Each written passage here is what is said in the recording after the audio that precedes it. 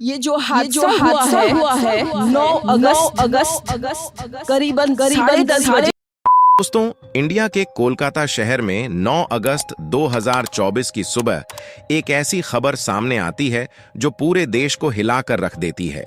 यह खबर थी एक 31 साल के महिला डॉक्टर की, जो कोलकाता के आरज़ीकर मेडिकल कॉलेज एंड हॉस्पिटल में अपनी ट्रेनिंग कर रही थी।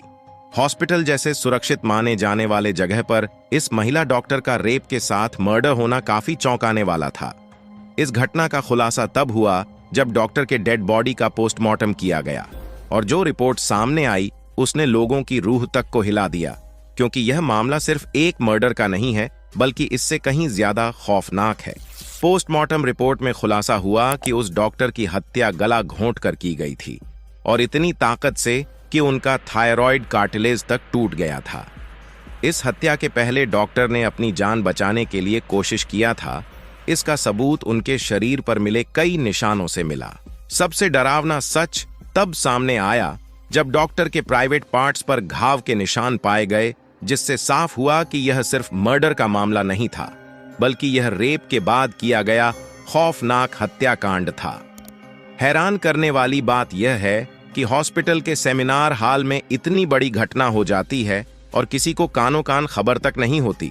क्या उस रात कुछ ऐसा हुआ था जिसे जानकर आप गुस्से से बौखला जाओगे, या फिर वहां कोई और था जिसने इस क्रूर घटना को अंजाम दिया? और अगर था तो आखिर कौन था? इन्हीं सवालों के जवाब खोजते हुए हम आज के इस वीडियो में आपको बताएंगे कि आखिर क्या हुआ था उस रात। इस मेडिकल कॉलेज के शांत माने जाने वाले सेमिनार हॉल में जब आपको सच का सामना होगा तो यकीन मानिए आपके भी रोंगटे खड़े हो जाएंगे। वीडियो शुरू करने से पहले मैं आपको यह बात बता दूं कि इस वीडियो में मैं उस फीमेल डॉक्टर को सृष्टि नाम से रेफर करने वाला हूं। वैसे तो ये उनका रियल नेम नहीं है, इसलिए कंफ्यूज मत होना कि सृष्टि एक जूनियर डॉक्टर है। दरअसल कोलकाता के आरज़ीकर मेडिकल कॉलेज एंड हॉस्पिटल से सृष्टि अपनी डॉक्टर की ट्रेनिंग ले रही थी, और 8 अगस्त 2024 को हर दिन की तरह सृष्टि अपनी नाइट शिफ्ट पर होती है और वह अपनी जॉब कर रही होती है। तभी रात के 11 बजे उन्हें अपनी मोम का फोन आता है, जैसे कि हर दिन आता था, क्योंकि पेरेंट्स को तो अपने बच्चों की चिंता हमेशा होती है। सृष्टि की मोम उनसे पूछती है कि क्या तुमने खाना खा लिया और तबीयत वगैरह तो ठीक है, जिसके रिप्लाई में सृष्टि बोलती है कि उनकी तबीयत एकदम ठीक है और वो बस अभी कुछ पेशेंट्स को देखने जा रही है और उसके बाद वह अपने कलीग्स के साथ बैठकर खाना खाएंगी। अपनी मोम से बात करने के बाद सृष्टि पेशेंट्स को देखने ग्राउंड फ्लोर पर निकल जाती है। सारे पेशेंट्स को देखने में और अपना काम खत्म करने में सृष्टि को रात के 2 बज जाते हैं, जिसके बाद वह अपने कलीग्स के साथ जाकर हॉस्पिटल कैंटीन में ही बैठ जाती है, जहां मिलकर ये लोग अपना खाना भी खाते हैं और साथ साथ थोड़ी बातें भी करते हैं। खाना खाते खाते और बात करते करीब रात के 3 बज जाते हैं, और इस वक्त सृष्टि थोड़ी थकान सी फील कर रही होती है, तो वह अपनी थकान दूर करने के लिए हॉस्पिटल के 4th फ्लोर में बने सेमिनार हॉल में जाकर रेस्ट करने लगती है। सृष्टि के रेस्ट करते करते सुबह के 7:30 बज जाते हैं, पर वो तब भी सेमिनार हॉल से बाहर नहीं आती, जो कि काफी ज्यादा हैरानी वाली बात थी, क्योंकि सृष्टि कभी भी आधे घंटे से ज्यादा का ब्रेक नहीं लेती थी। हॉस्पिटल का एक कर्मचारी, जो कि सुबह की शिफ्ट स्टार्ट होने से पहले हॉस्पिटल के सारे रूम्स को चेक कर रहा होता है, और वह ऐसे ही सारे रूम्स को चेक करते हुए इस सेमिनार हॉल की तरफ आता है। जैसे ही वह सेमिनार हॉल के बाहर आकर उसका गेट खोलता है, तो उसकी आंखों के सामने एक ऐसा भयानक नजारा होता है जिसे देखकर वह बहुत जोर से चीख पड़ता है। इस कर्मचारी की चीख सुनकर आसपास के लोग वहां इकट्ठा होने लगते हैं और देखते हैं कि सेमिनार हॉल के अंदर सृष्टि की बॉडी बिना कपड़ों के पड़ी हुई है, और उसके बॉडी पर कुछ ब्लड के निशान भी है। यहां खड़े सब लोगों के लिए यह ट्रामा से कम नहीं था, स्पेशली दूसरी फीमेल डॉक्टर्स एंड कर्मचारियों के लिए, क्योंकि उन्होंने अपनी आंखों के सामने ऐसा नजारा पहली बार देखा था। सृष्टि की बॉडी को देखकर आसपास खड़े सारे लोग उसे एक स्ट्रेचर पर लेटाते हैं और इमरजेंसी रूम में लेकर जाते हैं, ताकि डॉक्टर्स उसकी कुछ हेल्प कर सकें।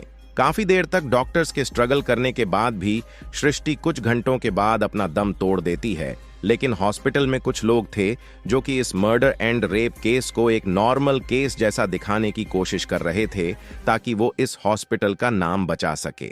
हम आपको सच का सामना करवाए उससे पहले कमेंट बॉक्स में जस्टिस फॉर लेडी डॉक्टर लिखकर वीडियो को एक लाइक और चैनल को सब्सक्राइब जरूर करें। दरअसल जब पोस्टमार्टम रिपोर्ट आती है तो सब दूध का दूध और पानी का पानी हो जाता है। इन रिपोर्ट से साफ साफ पता चल जाता है कि सृष्टि के साथ किसी ने जबरदस्ती गलत हरकत करने की कोशिश करी, और जब लेडी डॉक्टर उस दरिंदे से अपने आप को बचाने लगी तो उसने उसका गला घोंट दिया एवं उसे बहुत बुरी तरीके से मारा भी और फिर उसका रेप किया। ये सारे प्रूफ मिलने के बाद यह केस पुलिस को हैंडओवर कर दिया जाता है और यहीं से असली सच का सामना होने जा रहा है। पुलिस वाले इस क्रिमिनल को पकड़ने के लिए लग जाते हैं और सबसे पहले पुलिस उस क्राइम सीन पर ही छानबीन करती है जहां यह सब हुआ था। सौभाग्यवश पुलिस वालों को वहां पर सृष्टि के कुछ नेल पेंट और ब्लड सैंपल मिलते हैं और साथ ही एक नेक बैंड वाला ब्लूटूथ। यह केस शायद और भी जल्दी सॉल्व हो जाता अगर उस फ्लोर पर सीसीटीवी कैमरे होते तो, लेकिन दुर्भाग्यवश सेमिनार रूम के अंदर या इसके आसपास कोई सीसीटीवी कैमरा नहीं थे। फिलहाल जिस रास्ते से फ्लोर पर जाया जाता था वहां पर कुछ सीसीटीवी कैमरे थे। पुलिस वाले इन सीसीटीवी कैमरे में सुबह के 3 बजे से 8 बजे के बीच की रिकॉर्डिंग चेक करते हैं कि फ्लोर पर कितने लोग आए गए थे, जिसे चेक करने के बाद यह पता चलता है कि टोटल 6 लोग इस फ्लोर पर आए और गए थे। ये पता लगने के बाद पुलिस वाले एक एक करके इन 6 लोगों को पूछताछ के लिए बुलाते हैं कि ये लोग वहां पर उस टाइम क्या कर रहे थे और इन लोगों को इस बीच यहां कुछ भी अनहोनी दिखाई दिया कि नहीं। लोगों से पूछताछ के समय पुलिस वाले उनके फोन का ब्लूटूथ भी ऑन करके चेक करते हैं कि जो ब्लूटूथ नेक बैंड उन्हें मिला था वो इनमें से किसका था, क्योंकि आपको मालूम ही होगा कि एक बार अगर आप किसी ब्लूटूथ डिवाइस से अपना फोन पेयर करते हो तो अगली बार वह उससे रिकनेक्ट हो जाता है। और फाइनली पुलिस वालों की यह ट्रिक काम भी आती है, क्योंकि यह ब्लूटूथ हैंडसेट 6 लोगों में से एक आदमी के फोन से कनेक्ट हो जाता है, जिसका नाम था संजय रॉय, जो कि एक पुलिस के साथ एक सिविल वॉलंटियर था। सिविल वॉलंटियर वो लोग होते हैं जो कि पुलिस के अंदर काम करते हैं और छोटे मोटे कामों को मैनेज करने में हेल्प करते हैं। आपने बहुत से पार्किंग या फिर भीड़-भाड़ वाले इलाके में देखा होगा कि कुछ ब्लू कलर की यूनिफॉर्म पहनकर ऑफिसर्स खड़े रहते हैं, जिनका काम होता है कि बिना किसी मतलब के भीड़ इकट्ठा ना हो। यानी कि पुलिस वालों को अपना पहला कातिल मिल चुका था, जिसके बाद वह संजय रॉय से और गुस्से से पेश आने लगते हैं। हालांकि संजय पुलिस वालों की किसी बात का भी जवाब नहीं दे रहा होता, क्योंकि वह काफी ज्यादा नशे की हालत में था। इसी बीच पुलिस वाले संजय का फोन भी चेक करते हैं, जिसमें उन्हें भर भर के पोर्नोग्राफी कंटेंट मिलता है, जिससे उनका शक यकीन में बदल चुका था कि संजय ने ही सृष्टि का रेप और मर्डर किया है।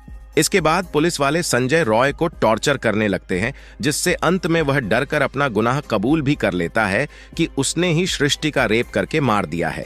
यह मालूम चलते ही कुछ पुलिस वाले और भी प्रूफ कलेक्ट करने के लिए संजय रॉय के घर जाते हैं, जहां पर उन्हें एक जूता मिलता है जिसके ऊपर कुछ खून जैसे ही धब्बे थे, तो पुलिस वाले उसका सैंपल कलेक्ट कर लेते हैं।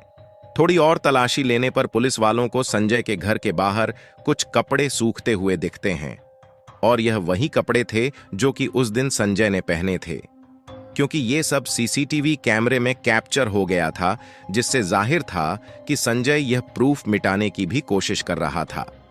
लेकिन जब संजय को पूछताछ के लिए पुलिस स्टेशन में लाया गया था तो उस वक्त वह काफी ज्यादा नशे की हालत में था। तो क्या वह ये सब बस इसलिए कर रहा था ताकि उसे कम सजा मिले?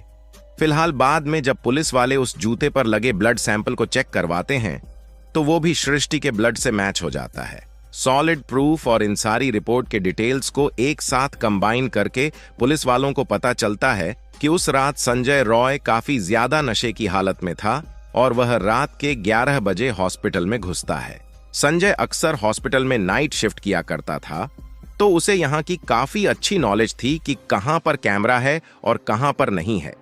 तो वह आराम से इस हॉस्पिटल के 4th फ्लोर पर जाकर बैठ जाता है, क्योंकि वह नहीं चाहता था कि कोई उसे ज्यादा नशे की हालत में देखे, वरना वह अपनी जॉब से हाथ धो सकता था।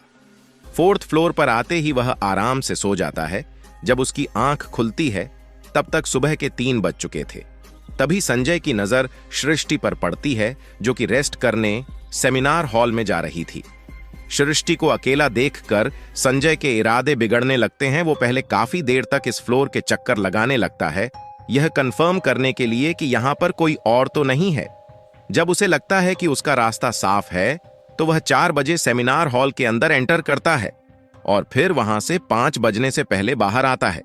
इन 45 मिनट तक सृष्टि के साथ इस आदमी ने क्या क्या किया होगा और वह कितने दर्द से गुजरी होगी, यह सोचकर ही किसी का भी दिल दहल जाएगा।